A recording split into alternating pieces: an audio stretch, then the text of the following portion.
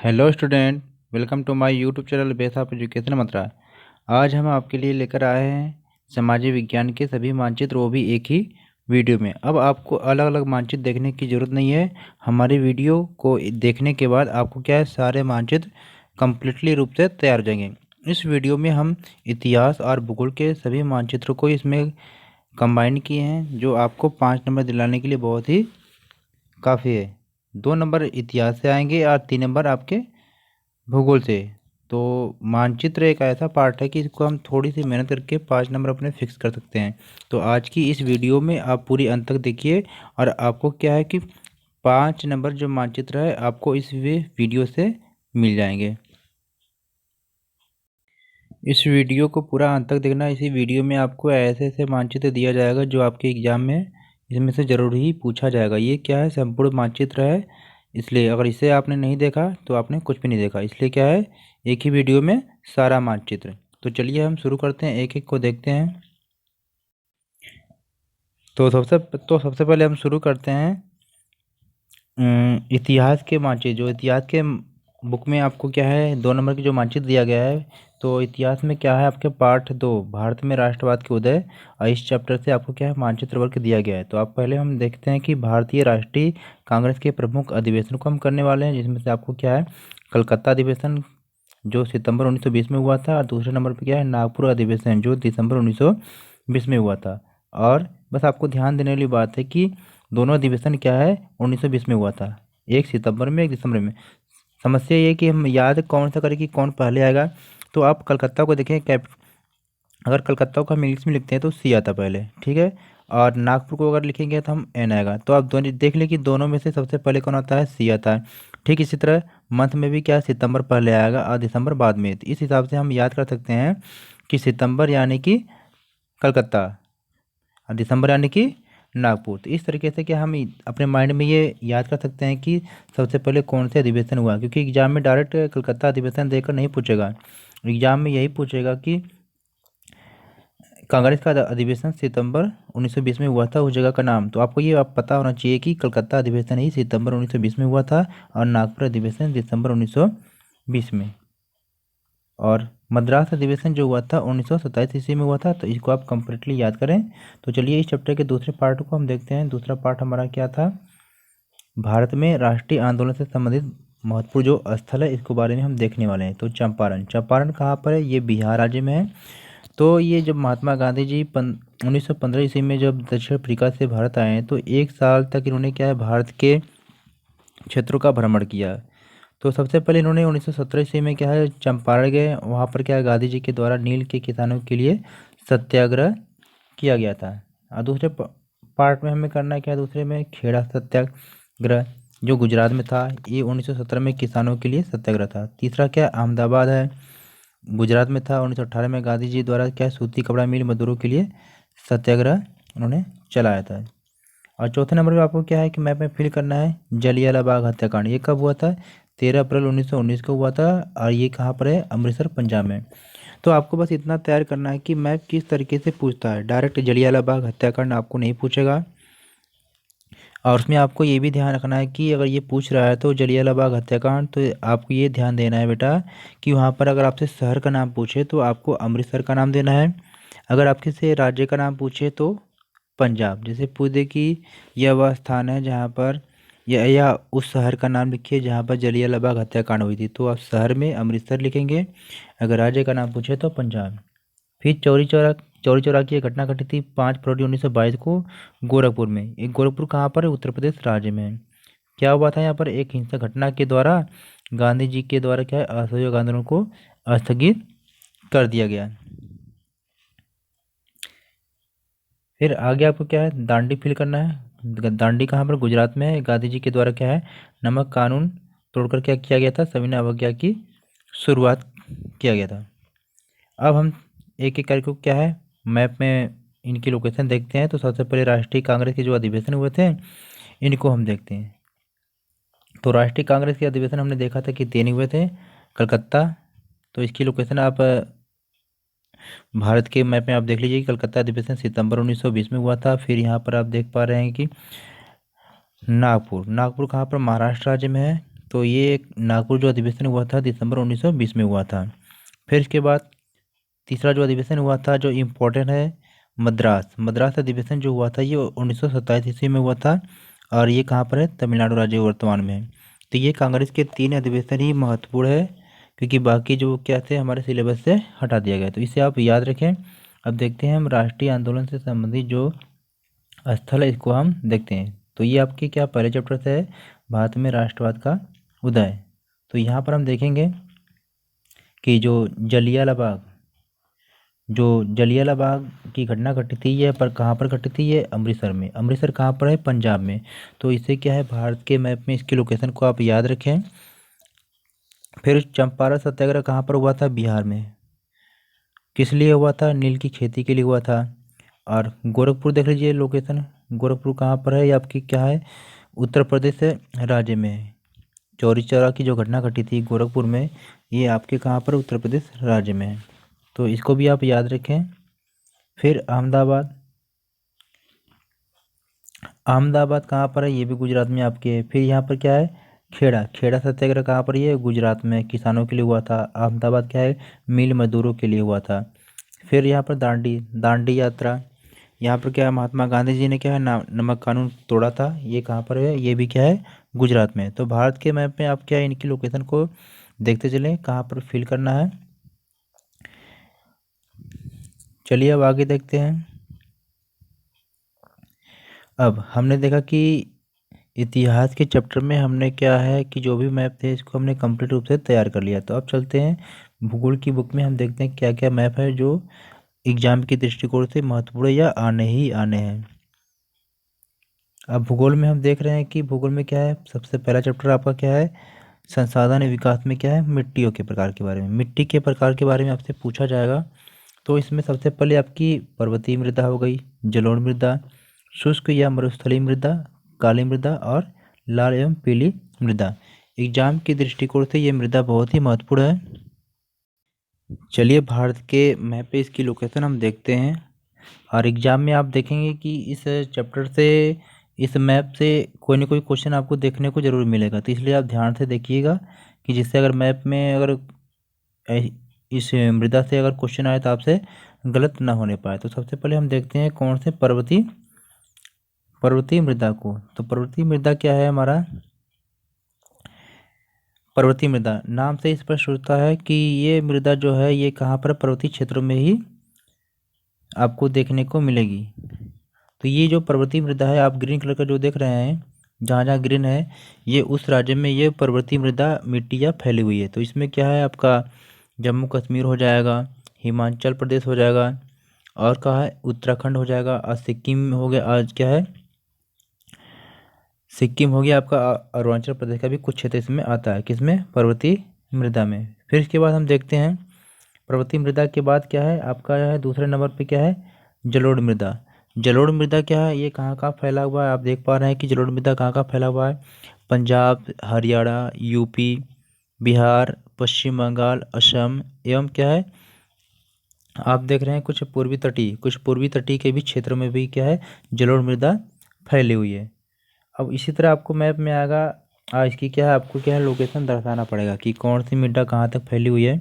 तो भारत के मैप में इसकी आप प्रैक्टिस करेंगे।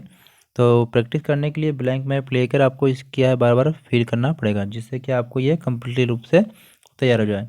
फिर तीसरे नंबर पर क्या हमारी है, लाल और पीली मिट्टी। आप देख रहे हैं कि जगह जगह क्या है, लाल मिट्टी आपकी ये पूरे भारत में फैली हुई है। तो लाल और पीली मिट्टी। फिर इसके बाद हम देखें काली मिट्टी। काली मिट्टी देख रहे हैं कि यहाँ पर भारत के पश्चिम की तरफ आपकी जो काली मिट्टी फैली हुई है, कहाँ पर है ये, गुजरात में है, महाराष्ट्र है, मध्य प्रदेश, तेलंगाना और कर्नाटक के कुछ क्षेत्रों में भी क्या ये फैली हुई है। और आपको पता कि ये जो काली मिट्टी है कि ये कपास की खेती के लिए बहुत ही सर्वोत्तम होती है। फिर अगली मिट्टी को हम देखते हैं, अगली मिट्टी हमारी क्या है, अगली मिट्टी हमारी क्या है, लेटराइट मिट्टी। और लेटराइट मिट्टी क्या है, ये क्या है, चाय और काजू की खेती के लिए बहुत ही क्या है, फेमस है। तो आप देख पा रहे हैं कि भारत के मैप में ये जगह जगह ये क्या है, ये फैले हुए, तो इसलिए क्या इसकी भी लोकेशन आपको याद रहे। फिर आगे हम देखते हैं शुष्क मिट्टी। जो शुष्क मिट्टी है ये बहुत ही महत्वपूर्ण है एग्जाम की दृष्टिकोण से, क्योंकि एग्जाम में अगर देखा जाए तो ये शुष्क मिट्टी और पर्वतीय मिट्टी और ये काली मिट्टी, एग्जाम की दृष्टिकोण से ये तीन मिट्टी जो है बहुत ही महत्वपूर्ण है। और ये जो शुष्क मृदा है या मरुस्थलीय मृदा इसे कह सकते हैं, ये राजस्थान के जो पश्चिमी क्षेत्र है यहाँ पर ये फैली हुई है। कम्प्लीटली रूप से राजस्थान में नहीं है, लेकिन पश्चिमी क्षेत्रों में ये फैली हुई है। चलिए देखते हैं आगे मैप को हम। तो अब हमारा जो मैप आ गया भूगोल का पार्ट 3, क्योंकि पार्ट 3 में क्या है, इस पार्ट से जल संसाधन जो चैप्टर है हमारा, इससे केवल क्या है मानचित्र कार्य ही आएगा। तो इस मैप में क्या क्या आने वाले हैं, डैम आने वाले हैं, बांध, सलाल बांध कहाँ पर है, भाखड़ा नांगल बांध कहाँ है, टेरी बांध, राणा प्रताप, हीराकुंड बांध, सरदार सरोवर बांध, तुंगभद्रा और नागार्जुन सागर बांध। बाद में आपको बस इतना ही करना है, इसके अलावा जो भी है वो सिलेबस से डिलीट कर दिया गया है। तो चलिए इसकी लोकेशन हम भारत के मैप में देखते हैं। तो आपको करना है क्या है, ब्लैंक मैप में इसको फिल करके अपनी इसकी तैयारी बराबर करते रहना है, जिससे एग्जाम में हमसे कोई गलती ना होने पाए। तो इस चीज़ का आप बहुत अच्छी तरीके से ध्यान रखें। सलाल, सलाल बांध जो हमारा है ये कहाँ पर बेटा, ये आपके क्या है जम्मू कश्मीर राज्य में स्थित है। तो इसकी लोकेशन आप सही तरीके से देखें, जैसे एग्जाम में आया तो ये आपसे गलती न होने पाए। फिर दूसरे नंबर पर क्या है भाखड़ा नांगल बांध। भाखड़ा नांगल बांध जो है ये पंजाब और हिमाचल प्रदेश के बॉर्डर पे स्थित है, और ये कहाँ पर है, सतलुज नदी पर ये बना हुआ है। इसके बाद फिर टिहरी बांध है। टिहरी बांध कहाँ पर, उत्तराखंड राज्य में है, और ये भागीरथी नदी पर है। और फिर राणा प्रताप सागर जो बांध है ये कहाँ पर, राजस्थान राज्य में है। तो इसकी भी लोकेशन आप देखते चलें, जिससे क्या एग्जाम में आपसे कोई भी गलती न होने पाए। फिर सरदार सरोवर बांध, सरदार सरोवर बांध कहाँ पर है, ये गुजरात राज्य में है। इसकी लोकेशन आप देख लीजिए सही तरीके से, क्योंकि जब तक सही लोकेशन में आप फिल नहीं करेंगे मैप में, आपका मैप गलत माना जाएगा। इसके बाद क्या है हीराकुंड बांध, सबसे बड़ा बांध है हीराकुंड बांध, और ये ओडिशा राज्य में है, और ये महानदी पर ये बना है। फिर इसके बाद नागार्जुन सागर बांध। तो नागार्जुन सागर जो बांध है ये आंध्र प्रदेश और तेलंगाना की ये सीमा पे यह स्थित है, इसलिए इसकी भी लोकेशन सही तरीके से आप मैप में देख लीजिए। इसके बाद फिर आपको क्या है तुंगभद्रा, तुंगभद्रा कहाँ पर है बेटा, ये कर्नाटक राज्य में है। तो मैप में भी इसकी भी लोकेशन आप देख लें कि इस बांध की लोकेशन कहाँ पर है। चलते हैं फिर आगे देखते हैं हमारे कौन कौन से मैप को कंप्लीट रूप से करना है। अब हमें क्या है भूगोल के पार्ट 5 खनिज और ऊर्जा के संसाधन चैप्टर से करना है। तो इस चैप्टर में हमें क्या करना है कि भूतापीय ऊर्जा संयंत्र से आपके क्या है 3 नामरूप, सिंगरौली, रामागुंडम, इससे आपको भारत के मैप में फिल करना है। और फिर इसके बाद क्या है नाभिकीय ऊर्जा संयंत्र जो है इसमें नरोरा, काकरापारा, तारापुर और कलपक्कम। ये जो क्या है एग्जाम की दृष्टिकोण से बहुत ही महत्वपूर्ण है। एग्जाम में इसमें से मैप बहुत बार देखा गया है, तो इसलिए आप सही तरीके से भारत के मैप पे इसकी लोकेशन को आप देखेंगे बेटा। अब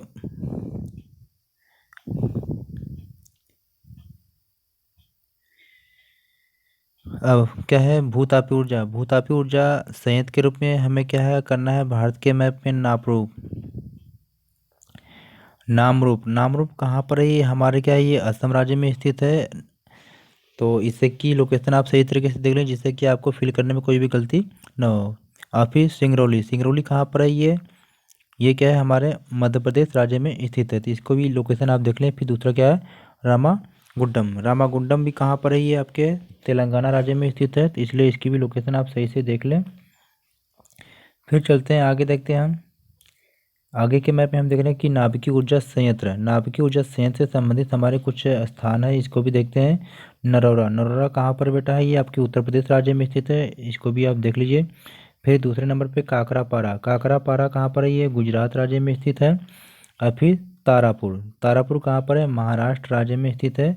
तो ये कई एग्जाम में अक्सर पूछता है तारापुर और ये कलपक्कम, ये एग्जाम की दृष्टिकोण से तो बहुत ही महत्वपूर्ण है। तो कलपक्कम हमारा कहाँ पर है, तमिलनाडु राज्य में स्थित है। तो इसकी भी लोकेशन आप याद रखें। आगे देखते हैं। अब हम विनिर्माण, अब हम विनिर्माण उद्योग से मैप को करेंगे। विनिर्माण उद्योग में क्या है, भारत के प्रमुख सूती वस्त्र उद्योग की जो केंद्र हैं इसको भारत के मैप में देखने वाले हैं। कानपुर, मुंबई, सूरत, इंदौर, कोयम्बटूर।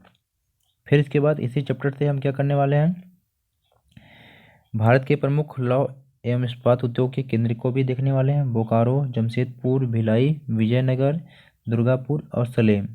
फिर इसी चैप्टर से सॉफ्टवेयर टेक्नोलॉजी पार्क को भी देखने वाले हैं। नोएडा, गांधीनगर, मुंबई, पुणे, हैदराबाद, बेंगलुरु, तिरुवनंतपुरम और चेन्नई।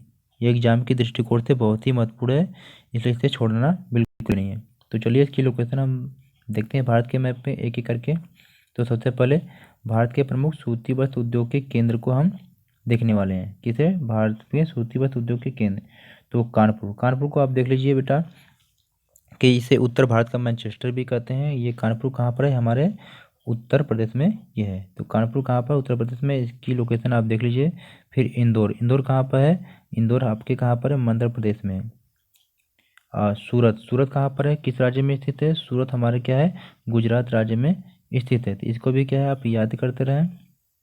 फिर मुंबई, मुंबई कहाँ पर है, मुंबई सूती वस्त्र उद्योग का जो केंद्र है ये कहाँ पर है, आपके महाराष्ट्र राज्य में है। अब भारत में सबसे पहले ये मुंबई सूती वस्त्र उद्योग का उद्योग ही स्थापित किया गया था, तो इसे आप इसलिए याद रखें इसको।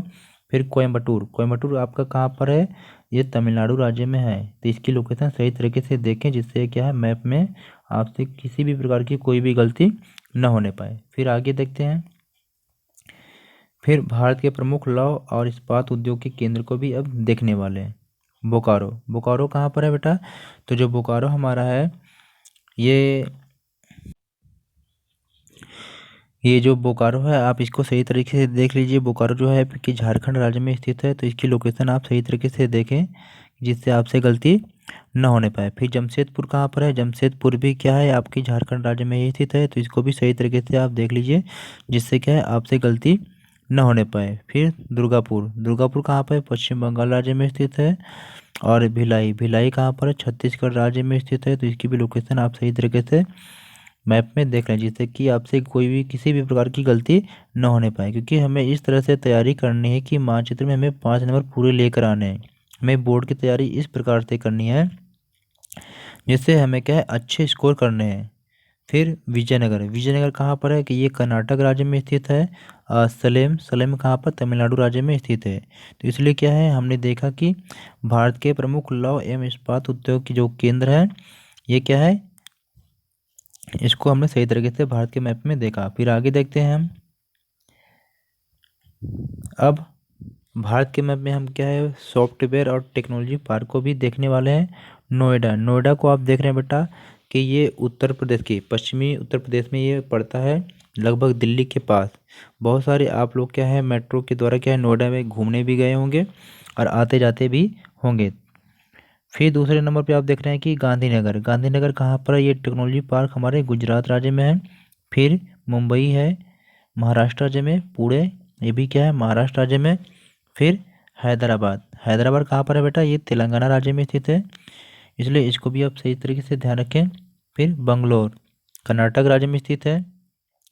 चेन्नई, चेन्नई भी तो क्या है तमिलनाडु राज्य में स्थित है। फिर तिरुवनंतपुरम ये क्या है केरल राज्य में स्थित है। तो ये टेक्नोलॉजी कुछ पार्क थे जिन्हें आप क्या है भारत के मैप में देखें और इसे दर्शाएं। फिर आगे देखते हैं। अब हमें करना क्या है कि अब हमें भूगोल के 7वें चैप्टर से भारतीय राष्ट्रीय अर्थव्यवस्था की जीवन रेखा से संबंधित कुछ मानचित्रों को हम करने वाले हैं, जिसमें क्या पहला है भारत के प्रमुख बंदरगाह और पत्तन। भारत के प्रमुख बंदरगाह और पत्तन जिसमें हमें कांडला को करना है, मुंबई, मर्मगांव या मर्मागांव जो भी हो उससे कोई दिक्कत नहीं, न्यू मंगलोर, कोच्चि, तुतीकोरिन, चेन्नई, विशाखापत्तनम, पारादीप और हल्दिया। फिर इसके बाद क्या है हम क्या इस चैप्टर से क्या है भारत के प्रमुख जो है हवाई पत्तन के बारे में भी देखने वाले हैं। राजा शास्त्री हवाई पत्तन, तो राजा शास्त्री हवाई पत्तन जो है ये कहाँ पर अमृतसर में है। इंदिरा गांधी अंतर्राष्ट्रीय हवाई पत्तन ये आपके दिल्ली राज्य में है। छत्रपति शिवाजी महाराज हवाई पत्तन जो है ये आपका मुंबई राज्य में है। मिनामकम हवाई पत्तन जो है ये आपका कहाँ पर है, चेन्नई राज्य में है। नेताजी सुभाष चंद्र बोस हवाई पत्तन कहाँ पर है, ये कोलकाता राज्य में है। राजीव गांधी हवाई पत्तन ये आपका कहाँ पर है? हैदराबाद राज्य में। तो चलिए अब इसकी भी लोकेशन हम भारत के मैप में देखते हैं। तो सबसे पहले हम भारत के प्रमुख बंदरगाह यानी कि पत्तन को हम देखने वाले हैं। तो चलिए देखते हैं एक एक करके इनकी लोकेशन, और एग्जाम की दृष्टिकोण से ये बहुत ही क्या है, महत्वपूर्ण है। तो कांडला, तो कांडला जो है ये हमारा कहाँ पर, ये गुजरात राज्य में स्थित है। तो इसकी लोकेशन सही तरीके से देखिए। और ये हमारा फिर मुंबई पत्तन जो है ये पर कहाँ पर, महाराष्ट्र राज्य में स्थित है। मारमगांव कहाँ पर, ये गोवा राज्य में स्थित है। न्यू मंगलोर कहाँ पर, ये कर्नाटक राज्य में स्थित है। कोच्चि हमारा कहाँ पर है, ये केरल राज्य में स्थित है। तूतीकोरिन कहाँ पर है, ये हमारा तमिलनाडु राज्य में स्थित है।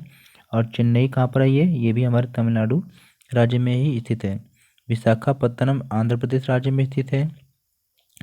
पारादीप ओडिशा राज्य में स्थित है। और हल्दिया ये कहाँ पर है, हमारे पश्चिम बंगाल राज्य में स्थित है।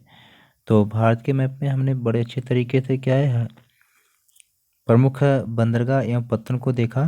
तो चलिए अब लास्ट में हम देखते हैं कि भारत के प्रमुख अंतर्राष्ट्रीय हवाई पत्तन को, जो एग्जाम की दृष्टिकोण से बहुत ही महत्वपूर्ण है। और इसके अलावा जो भी क्या है हमारा जो है हवाई पत्तन है, उसे क्या है एग्जाम, उसे क्या है सिलेबस से डिलीट कर दिया गया है। अब जो है